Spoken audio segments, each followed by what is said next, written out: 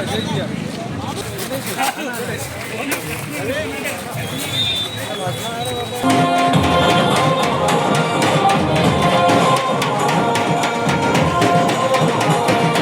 మనం తెలంగాణ ఉద్యమంలో పాటలు పాడుకున్నాం.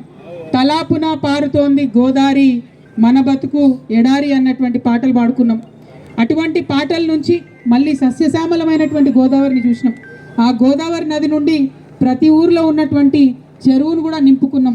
ప్రతి ఇంటికి మంచినీటిని ఇచ్చుకున్నాం. హైదరాబాద్ మహానగరం వరకు ఆ నీరు పోవాలని సంకల్పం మనం చేసుకున్నాం. ప్రతి ఒక్క పరిశ్రమకు గోదావరి నీళ్ళు ఇచ్చుకున్నాం.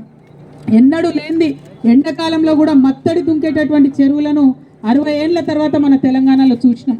అదంతా కూడా కేవలం కేసీఆర్ గారి వల్ల, వారు కాళేశ్వరం ప్రాజెక్టుని సంకల్పం చేయడం వల్ల మాత్రమే జరిగిందని చెప్పక తప్పదు. మరి అటువంటి కాళేశ్వరంలో మేడిగడ్డ దగ్గర ఏదో జరిగింది అని ఎన్నికల ముందు మొదలుపెట్టింది. అది అయితే నాకు డౌటే.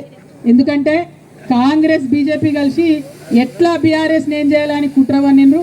ఆ కుట్రలో భాగంగా ఎన్నికల ముందు, ఎన్నికల టైంలో కరెక్ట్గా మేడిగడ్డ బ్యారేజ్కు పర్యవేక్షణని చెప్తే ఏం జరిగింది బ్రదర్? ఒకటే ఒక రోజుల ఎన్డీఎస్ఏ వాళ్ళు, అంటే వాళ్ళు కేంద్ర ప్రభుత్వం ఆధీనంలో ఉంటారు, నేషనల్ డ్యామ్ సేఫ్టీ అథారిటీ, ఒకటే ఒక రోజులో వాళ్ళు వచ్చి వాళ్ళు పడవలలో దిగి, నీళ్ళలో దిగి, పడవలకి వెళ్ళి మేడిగడ్డ బ్యారేజ్ ఫోటో తీసి ఇగో ఇట్లయింది అట్లయిందని చెప్పడం జరిగింది. మరి ఇట్లా ఎస్ఎల్బీసీ ఊరడ పడుకున్నారు ఎన్డీఎస్ఏ వాళ్ళు, ఎందుకు రావడం లేదు అంటే దీని వెనుక ఉన్న కుట్ర కూడా మనం అర్థం చేసుకోవాలి.